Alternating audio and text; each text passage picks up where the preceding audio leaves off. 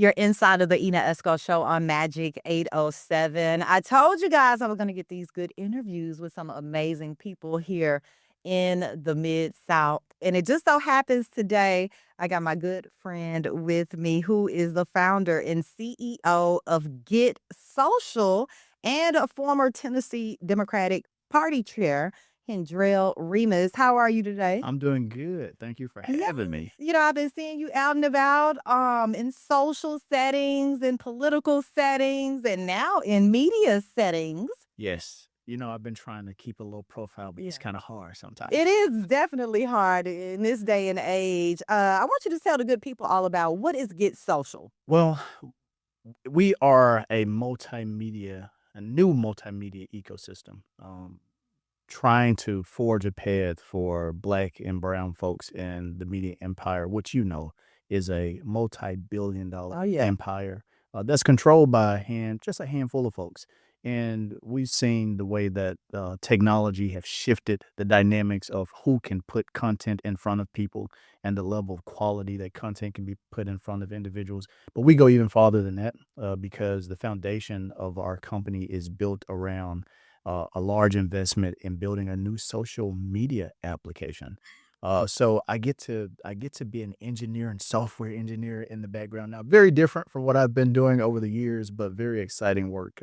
So we get to touch bases on podcast media, the social media networking through the new application, and then at some point we hope to be able to produce social impact films at a high caliber. Oh So if we just wow. want to touch all the bases of that whole media ecosystem. Wow. I mean, as you mentioned, $1 billion industry, Yes. right? So we're all tapping in right now. It's a lot of work though. But it's also a lot of money for everybody too, so Okay. Okay. So It's a that's enough lot to of go money. around. That's It's enough to go definitely around. because when you look online at some of these influencers and you really learn about how much they're getting paid, it's a lot of money being left on the table, I It think, for is. a lot of us. It is, and I think one of the good things is that we live in a world where we have seen that there are so many different voices Mhm. and so many different viewpoints of everything that's happening around us. You never know, who is going to be the voice that can really get something across to people in a way that they can digest and just gravitate to. So Definitely. we all have to be a part of spreading whatever it is, whether it's comedy or politics or news or social justice or love. We all had to be a part of sharing that using these new media faucets that we have. Now, out of all of those touch points you just mentioned, which is your fave? Well, I, I've come to really love like the development of the application because it is something just I now that we've been in the development process, it makes me look at how I engage on social media differently because I see all the behind the scenes workings Mhm. on how everything operates. And it's been probably the most fascinating because the world is changing so much with AI, with technology, and how people are, communicating or just engaging with each other. And that's probably been the most important piece of the puzzle because what we're building once this app launches will hopefully help to re-engineer how we interact with each other socially and get us away from just in our app. Yes, we're making an app, but we also want to try to get people away from just relying directly on the app for A lot of social experience. parasocial relationships. Yes, I think about when we started making the app, when we started building the app. One of the things that triggered me and one of the problems I wanted to solve was how do we get people out of this space where maybe I see you in the grocery store and I always like your posts or always comment on something that you have on social media, but I see you in the grocery store, I don't say a word. I get home and I go, "Oh, I saw you in the grocery store today." Like, why didn't you say something? So it's going to be a complex, heavy lift, but I think it's going to be something people can enjoy. And Wow. then that's followed by the podcast because I like still being able to talk politics. Talk about your podcast. Yes, so a part of Get Social. Get Social is the parent company. Under Get Social, obviously there will be the app, the Get Social app, and then we have Get Social Pods, which is our podcast network, which we've been really picky in particular about, what we produce on the network, but one of the shows that we do produce on the network is my podcast, Politics Unfiltered. Um, Mhm. I was you mentioned in the intro, I was the chairman of the state party, Democratic State Party for 4 years. I was the first black person to have that role, one of the youngest people to ever have that role. So there was a lot of being on the leash for those 4 years that I was Wow. chairman, because when you're the first at something, especially when you're the first black person at something, you're expected to carry yourself a certain way. You're expected to represent, all black folks in the state or all black folks in the Democratic Party, in a way that I guess makes other people feel comfortable. I Mhm. hate to have to say that, but Yeah. to make other people feel comfortable, and I kinda had this mindset of, I can set this up for the next black person, or I can screw this up. I use a more colorful word, but I could Mhm. screw this up for the Yeah. next, black person, and after I left the role, I still wanted to be able to, keep my voice in politics and to raise awareness, of others about Mhm. what's happening in the political climate, but not being beholden to the party anymore, give me an opportunity to be unfiltered. So that the show is unfiltered because it allows me to point out the ills of both the Democratic Party, Republican Party, Green Party, whatever party. It gives me a platform to be able to talk about politics in a way, that's not really partisan. Although in this environment, we live in a very partisan environment right now, but Mhm. it gives me a way to say what I want to say. Let me say what I want to say and not really care Yeah, about yeah. things. No longer on the leash. No longer on the No leash, and longer I'm on the unfiltered leash. for sure. And it's so interesting that you opened the discussion with that, saying that that's your former role. You were on a leash in Tennessee. Because when you think about the politics in Tennessee right now, it is so colorful, as you mentioned. We're going through a lot right now. Are you happy you're not in that role no more? Or are you like, dang, if I was still in that role, I would be doing this? Some days I think about, I would do this in this role or do that. But I have a really great relationship with the current chair. She was the vice chair when I was chair. I mean, I get to be the person she vent to, Who is the current chair? Rachel Kimball, and Okay. she's from Chattanooga, Tennessee. I get to be the person that she had a lot of those in-depth Mhm. conversations with because there was just a small group of us who actually been in that role. Mhm. But I know she's dealing with a lot right now, and I text her every now and then, and I'll say, keep your head up. Y'all are going through a lot. I know it's tough right now, and I think she appreciates that. But Mhm. it's a lot going on, and Man, politics is such an unpredictable. especially now. Yeah, it's so unpredictable with the president, the orange guy in charge. It's Mhm. it's just it's just a very, very difficult environment that's Yeah. been created around partisanship. Now, I was the most partisan person in the room for a long time. Mhm. Being the chairman of the party, you've got to be the most partisan, so I get it. And But now though, yeah, I mean, but now I look at it and I say if you're being very partisan for a good reason, that's gonna bring about, positive change and betterment in people's lives, then yes, go for it. Stand up and stand on those values that can make people's lives better. But if you're going to be very partisan for the wrong reasons, just to be the henchman for policies that divide us, that make us hate each other, that take away rights from other people, that suppress the votes of black and brown people, that they lock kids up in cages, that separates families, that leads with corruption, lining the pockets of billionaires and millionaires who are just cronies to the leading politicians, then you probably need to have some self reflection. Is that something that you want to Mhm. be, on board for? And I Yeah. think right now it's just there's a party that has decided that they're all in for them. Yeah, like everything that you just mentioned now, a lot of us are just totally disgusted Yeah. at what this administration has been doing. But out of all the things, all of the many hurtful things, especially targeted toward black and brown people, what is if you could talk to one thing that has surprised you the most, like you can't get no lower than that is happening right now, what would it be? There is so much. There Like we can't even there single are it so down to many one. there are so many things. But I do think about, let me say this one, this $1.7 billion slush fund Yes. that this president has created for people who he feel or his friends and Mm. people who supported him who he feel were victim who they if they feel they were victimized by the Biden administration, for going after them, particularly those January Sixers, folks like Rudy Mhm. Giuliani. If you can create a $1.7 billion slush fund, which is pretty much reparations for these folks, to reward them for trying to overthrow the will of the people, uh, really carrying out an insurrection, this treasonous behavior. But we're not talking about reparations for the tens of millions of black folks in this country whose ancestors were subjected to some of the worst type of cruelty, treated less than human, 3/5 of a person, stolen from their homelands, brought here against their wills, built up a country, and then at every turn has been told, you're not good enough, or we're not going to give you enough to survive. That probably pisses me off more than anything to see that sort of resource being given to those insurrectionists and not even having the conversation or being willing to have the conversation about reparations for African Americans. I've heard quite a few people say that they're going to apply to Yeah, see if they could get some of that yeah. slush I'll fund. try. I will encourage everyone apply for some of that money.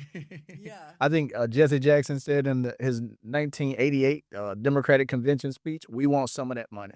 We We want some of we that want money." some too. I've heard quite a few people say that. Um, and in addition to the slush fund, he has really pushed the needle on the redistricting around here, right? Memphis has been split up into District 9 has been split up 3 ways at Three this ways. point. And one of the hot topics right now, I would definitely say, is who's running for District 9 right now. We have Senator London Lamar and State Rep Justin Pearson. Did you know this was going to happen, or were you just as surprised? I was just as surprised seeing some of the Mhm. names on the petitions. Obviously, Representative Pearson was already in that race Yes, he was. against Congressman Cohen, and then some other folks. Yeah, I think Devontae Hill. Some other people were Mhm. already in that race against Congressman Cohen. I was kind of surprised to see Senator Lamar name in that race and in the mix for Because sure. she was running for her position once again. Is that correct? Before this happened. Say it again. Was she running for her position again? She Yeah, got to I run for her seat again. I think she's up for reelection as well, yeah, for the Mhm. state senate. And so now she's probably on the ballot twice for a state senate seat and the congressional seat. Yeah. So who's gonna win? Um, yeah, just frank answer. I think Justin Pearson will probably be the nominee. In this climate, in this moment, I think he probably should be the nominee because he'll just bring a more fierce type of campaigning and awareness and alertness and advocacy for that role. Don't get me wrong. I mean, Senator Lamar has done some good things. She and I used to be really good friends. But until I ran for state party chair at the same time she was running for state party chair. So I get it. I mean, I know how it is to get Hey, into it's politics. it's politics. I know how it is to see her in the race against him. So, and I know people will have, Yeah. have their thoughts, but she's a great legislator. I mean, she's one of the Senate Democratic leaders. Do I think this is the best race for her at this moment? No. Mhm. I think Justin Pearson should probably be the person that is a standard bearer in that district because we're going to need a lot of national resources, Definitely. a war chest to be able to go up against Brent Taylor or Charlotte Bergman, whoever becomes the nominee on that side of the house. And I think he's shown that he has the ability to do it. Now, Senator Lamar could shock us. She could go out there and raise $3 million in a week or so. I'm not holding my breath on that, She but had the support of yeah, but Cohen she has as the well. but she has the support and she has a base of voters who have supported her. But we see that the national uh, people in Congress, most of her colleagues in the state senate, many members of Congress has already come out behind Justin Pearson. So I think he'll probably win the primary. Yeah. Well, we will definitely see very Yeah, it's soon. going to be interesting over the next few months. Oh yeah. Look, you're gonna be busy on your podcast. I am, I am, and if they're listening, that more than welcome to come onto the You podcast. should send the invites out. I'd like to have them on together. Now that would be great. Yeah, I like that. That would be great, but that sounds too good to be true. I think both of them are great, and I think both of them are in this for the right reasons. I think they care about people. I think they are disgusted about what's happening with redistricting, and hopefully whichever one wins the primary, I'll support them and I'll be there behind them. I'm not in District 9 anymore. Okay. I used to be, and I tell people this. I made a social media post about this when the maps cracked. When redistricting happened in 2022, I was living in Nashville, and I was living in the 5th congressional district. Mm. They cracked Nashville into 3, split Nashville into 3 different districts, and I was then in the 7th congressional district. I moved back home to Memphis a year or so ago, and I was in the 9th congressional district. Now I'm in the 5th. Now you in the I'm back in the 5th congressional district. Yeah, baby. Now, you know, a lot of people are saying, this is the last thing I'm gonna say about this, that Memphis is gone Memphis when it comes to politics with splitting the vote. Yeah. Is that a scenario happening now? Well, it's different in the primaries. When you're in a nonpartisan race, like for mayor or something like that, it's much easier to split the vote and see some person who most people don't want rise to the top. But when you're in a primary, it's harder because, and I say that because when you split the vote in a nonpartisan race, a person who the majority of people would usually want to see there or would be reflective of the majority of voters, they usually end up at the top. So you split the majority vote, and then the minority vote has got his wings and it's floating up to the top. But in a primary, it's different because everybody who is voting in that race will be Democrats and will have share the same values, and it will be who Democrats believe is the best Democrat for that moment. So I don't think it'll have a major impact in the primaries for these congressional seats. No. Okay. Well, I have been seeing that sentiment on socials and people saying that. I'm glad you broke that Yeah. down like that. It's uh, that's one of the reasons I still got the podcast because I get a chance to kind of explain that and quell those fears that people have because it just doesn't exist. You're gonna get a Democrat that's good or a Democrat that's not so good, a moderate or progressive Democrat. Whoever the Democrats decide is their person. You don't have to worry about like you would in a nonpartisan race, a Dano or a Reno, Democrat in name only or Republican in name only, rising to the top in a city that's majority Democrat or Republican. Gotcha, gotcha. Well, we're gonna shift a bit in the conversation. The politics is getting real heavy around here, and I know you love some politics. I do too. However, we're gonna get into some pop culture news.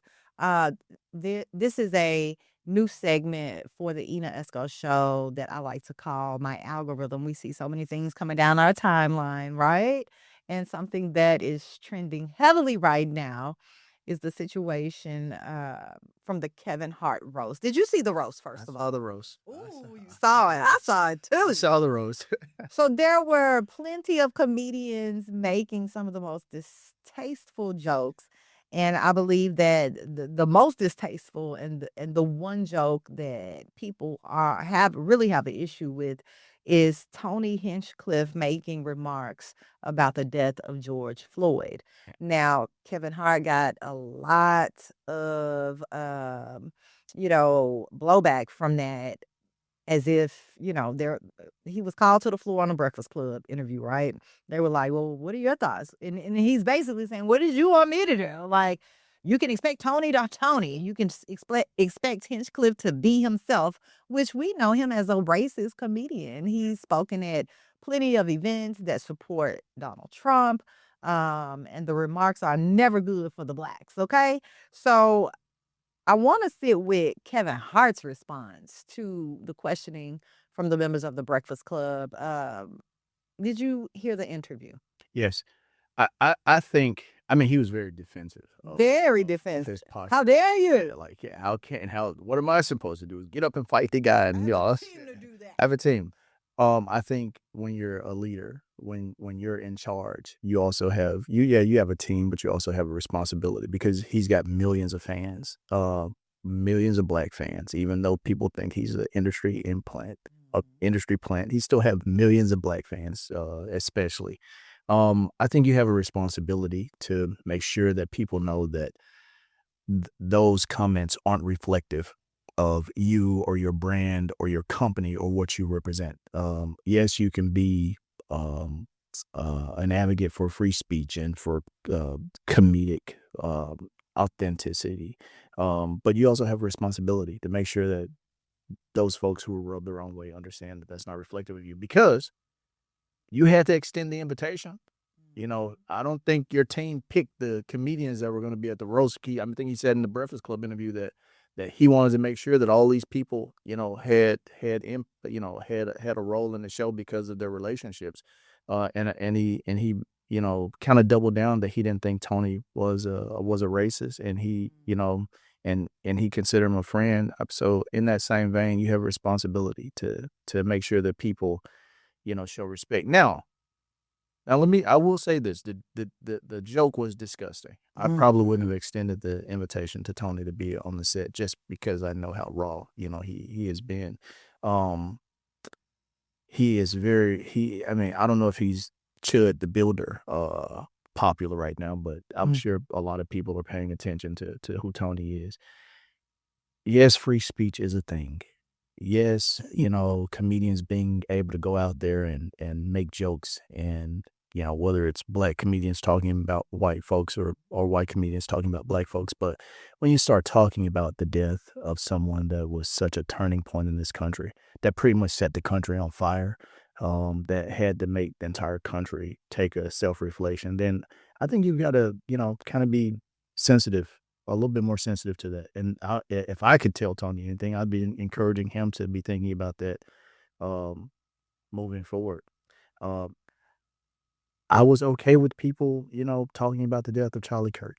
Um, Mm. I didn't want to see people fired for talking about the death of Charlie Kirk. I didn't want to see people, run out of town talking about the death of Charlie Kirk. So I feel indifferent about it, but I also know how sensitive that topic is, especially as a black man, who got to teach my young black son someday about the dangers of police brutality and how to navigate Yeah. um the police in the country. I think it was a very distasteful joke, and Kevin Hart hadn't done enough to make sure that those of us who support him know that those are Tony's remarks and reflective of him and not Yeah. the what's his company? Heartbeat Media, Heartbeat I believe. Media's brand. Yeah.